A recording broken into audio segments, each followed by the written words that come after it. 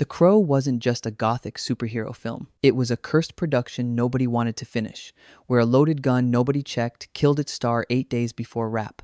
A studio abandoned the film the same week he died, and a stunt double used the tragedy to secretly reshape Hollywood's gun safety forever. Brandon Lee was 17 days from his wedding. Paramount walked, and the film everyone said should never exist earned $94 million. Here are 15 dark facts nobody tells you about The Crow. Number 15. Michael Jackson almost played Draven. Before Brandon Lee, before Alex Proyas, before any of the darkness that defines the final film, The Crow almost becomes a Michael Jackson musical. James O'Barr writes the original comic as a means of coping with his fiance's death. She was killed by a drunk driver. The story is personal, painful, and soaked in grief. It is not, by any reasonable interpretation, material for a pop music spectacular. Yet, when O'Barr takes his first meeting with a major studio, that's exactly what they propose. The studio's vision involves Jackson as Eric Draven, the musician resurrected to avenge his murdered fiancée. Not a gothic action film, a musical. Jackson singing his way through supernatural vengeance in a production that would have transformed O'Barr's raw grief into commercial pop entertainment. O'Barr rejects the meeting immediately. The studio's vision represents such a fundamental misunderstanding of the source material that no productive conversation can follow. He turns down their offer and eventually connects with producer Jeff Most, who understands what the story requires. O'Barr later turns down a significant offer from New Line Cinema as well, waiting until the right production team assembles. The Michael Jackson musical version of The Crow never progresses beyond that single disastrous meeting. But it establishes from the beginning that Hollywood's instinct is to sanitize the material's darkness rather than honor it. Number 14. O'Barr was unconvinced about Lee. Even after rejecting the Michael Jackson disaster and finding a production team who understands the material, James O'Barr remains skeptical about the man cast to play his alter ego. Brandon Lee is suggested for the role of Eric Draven. O'Barr reads the suggestion and worries. He fears Lee won't be suited for the material, that the actor's martial arts background and action film history will push the character toward physical spectacle rather than emotional devastation. O'Barr creates Eric Draven as a grief vessel. The character's supernatural powers are secondary to his pain. The violence serves the heartbreak, not the other way around. A purely physical actor could easily miss this entirely and deliver an impressive but emotionally hollow performance. Lee wins O'Barr over through direct engagement with the source material. He demonstrates genuine understanding of what the character represents. Not a superhero with attitude, but a man whose love refuses to let him rest. Lee drops 20 pounds to portray Draven's gaunt, haunted quality. He works closely with stunt coordinator Jeff Imada to co-choreograph his action sequences, performing most of his own stunts. He removes a subplot from the script because he identifies it as perpetuating Asian stereotypes. O'Barr's skepticism transforms into endorsement. The man he doubted becomes the only person who could have played this role. Number 13. A series of accidents before Lee's death. Brandon Lee's death doesn't arrive from nowhere. It's the final, fatal entry in a production plagued by accidents from its earliest days. The set develops a reputation for incidents that accumulate into an atmosphere of unease before the worst happens. A sculptor working on the film suffers severe burns over much of his body when his van drives into high-voltage power lines. A carpenter drives a screwdriver through his hand during construction of the elaborate sets. A truck driver accidentally puts the vehicle through the wall of a studio. A crew member slips on set and breaks several ribs.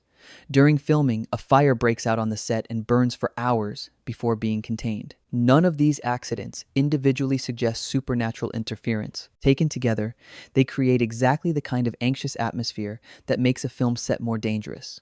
When crew members are exhausted, distracted, and operating under accumulated stress, the small, dumb mistakes that lead to catastrophe become more likely. Film historians and safety experts who analyze the Crow production note this pattern explicitly. The accidents don't cause each other, but they create conditions where more accidents become probable. The prop gun negligence that kills Lee doesn't happen in a vacuum. It happens in a production where exhaustion and carelessness have already become established patterns. Number 12, 2 weeks of negligence loaded the gun. The chain of failures that kills Brandon Lee begins 2 weeks before his death and involves decisions so straightforwardly negligent that the North Carolina District Attorney calls the result exactly what it is: criminal negligence, without filing criminal charges. 2 weeks before the fatal scene, the same gun gets used in a close-up shot showing a revolver being loaded. For visual authenticity in that close-up, the gun is loaded with dummy cartridges, live rounds with the gunpowder removed. But crucially, the primers remain intact. At some point during that earlier scene, an actor handling the gun apparently pulls the trigger. The primer's small explosion propels the bullet slug forward about an inch into the barrel, where it lodges. After that earlier scene concludes, an effects technician empties the cartridges from the gun. He does not check the barrel for obstructions. The gun goes back into storage with a bullet sitting inside its barrel. 2 weeks later, the same gun gets loaded with blanks for the scene involving Lee. Blanks contain gunpowder but no projectile. When the blank fires, the gunpowder explosion propels the lodged bullet out of the barrel with the same force as a live round. It enters Lee's abdomen.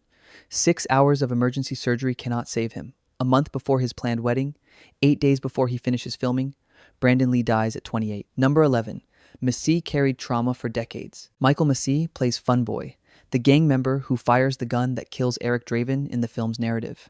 On March 31st, 1993, he fires the gun that kills Brandon Lee in reality. He believes he has been handed a properly checked and safe prop. He has not. Massee sits down with Extra TV in 2005, 12 years after the accident, and describes carrying the event with him every single day. His words are careful and devastated. What happened to Brandon was a tragic accident. It's something I'm going to live with. It took me the time it took to be able to not so much put it in perspective, but to be able to move on with my life. Massee takes a full year away from acting after Lee's death. He cannot return to film sets immediately. The psychological weight of having fired the gun, even without knowledge of what was in it, even without any personal negligence on his part, proves too heavy to carry while simultaneously trying to perform. When he returns to work, he rarely discusses the incident publicly. He never fully escapes it. Massee dies in 2016, and every obituary mentions The Crow and what happened on its set. He lives the remainder of his professional life as the man who fired the gun that killed Brandon Lee, even though he bears no personal responsibility for what was in it. Number 10. Paramount delayed before abandoning. In the weeks after Brandon Lee dies, Paramount Pictures makes a cold calculation. The studio, which holds domestic distribution rights, watches the media frenzy and decides the project is a liability. They don't offer to help finish it. They don't issue a statement about honoring Lee's legacy. Paramount waits a month, then simply exits. The abandonment leaves the production in crisis. Without a distributor, the film cannot reach theaters. The cast and crew who want to finish the film as a tribute to Lee face the possibility that their work will never be seen. Miramax Film steps into the void. According to industry records, Miramax acquires the rights immediately after Paramount's exit. The film premieres 14 months later and opens at number 1. The studio that abandoned the film watches Miramax profit from the decision they were too afraid to make. The eventual worldwide gross reaches $94 million against a $23 million budget. Number 9.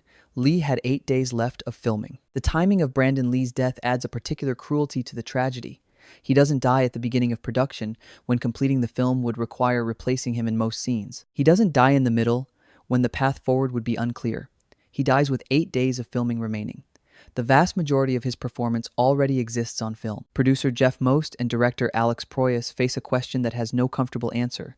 Do they continue? Lee's mother Linda and his fiancée Eliza Hutton both support completion of the film. Their endorsement provides moral cover for a decision that could easily be condemned as exploitative.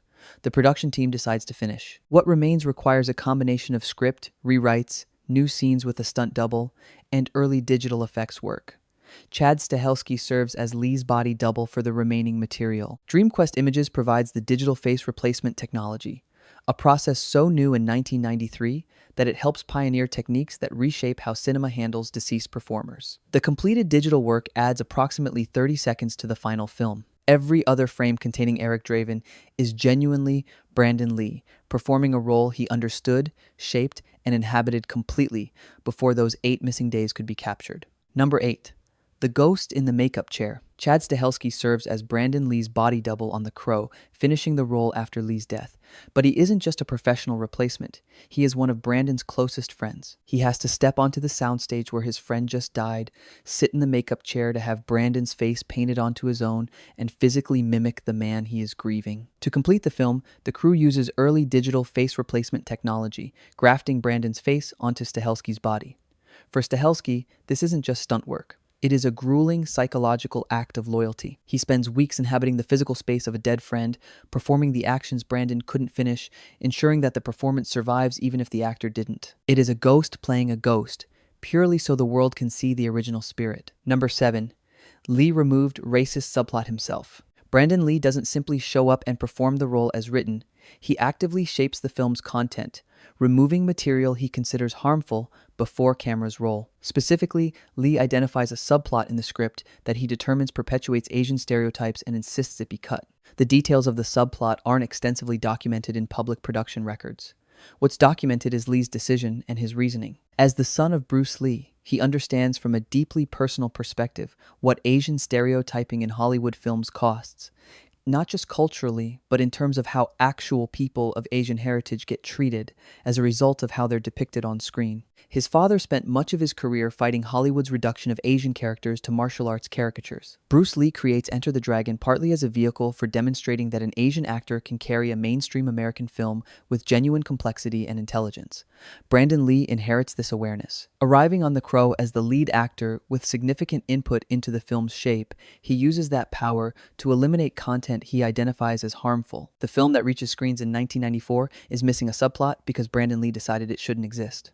His creative contribution to The Crow extends beyond performance into the moral content of the story itself. Number 6. The comic was written to survive grief. James O'Barr doesn't create The Crow as a commercial project, he creates it as a survival mechanism. His fiancée is killed by a drunk driver. He's a young man with no framework for processing grief of that magnitude. He starts drawing. The comic that becomes The Crow is O'Barr's attempt to externalize his pain into something he can look at and survive. Eric Draven's supernatural revenge fantasy isn't escapism, it's grief work. The violence gives form to feelings that have no other outlet. The love story gives purpose to a devastation that otherwise has none. O'Barr draws for years, creating a document of personal grief that he eventually publishes in 1989 without any expectation that it becomes a cultural phenomenon. The biographical origin shapes everything about the source material.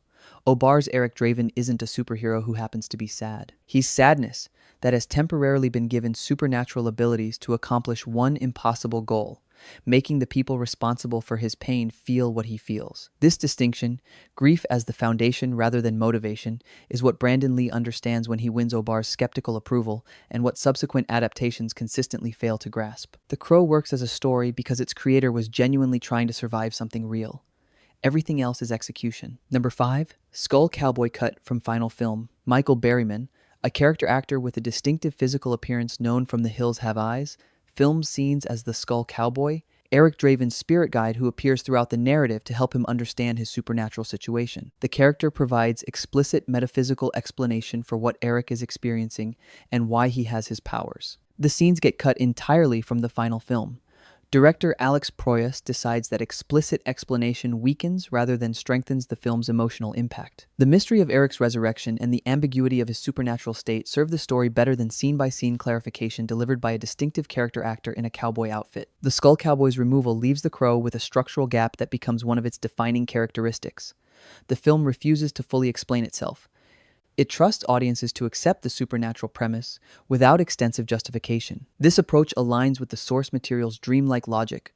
O'Barr's comic doesn't explain the Crow's power, it simply presents it as grief made manifest.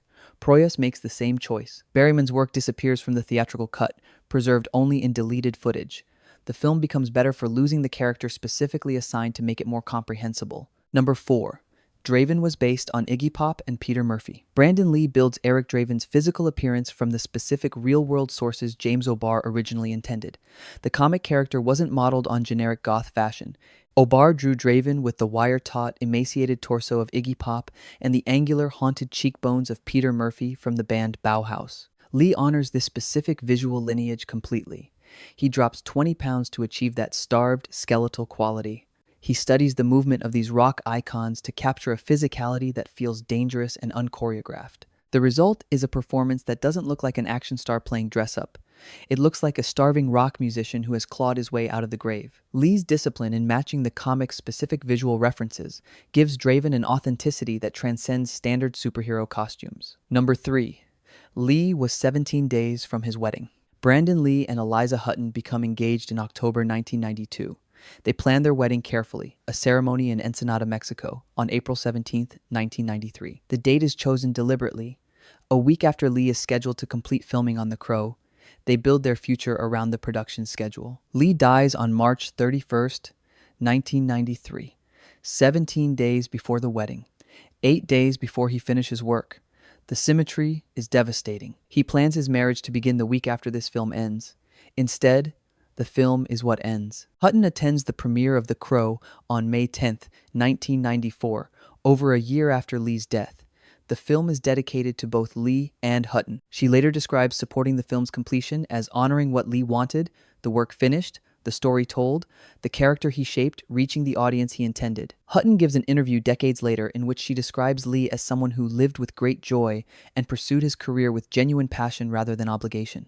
The wedding that never happens and the film that did is his most complete professional statement. The dedication card before the credits carries her name alongside his, a permanent record that she was supposed to be married to the man on screen. Number 2.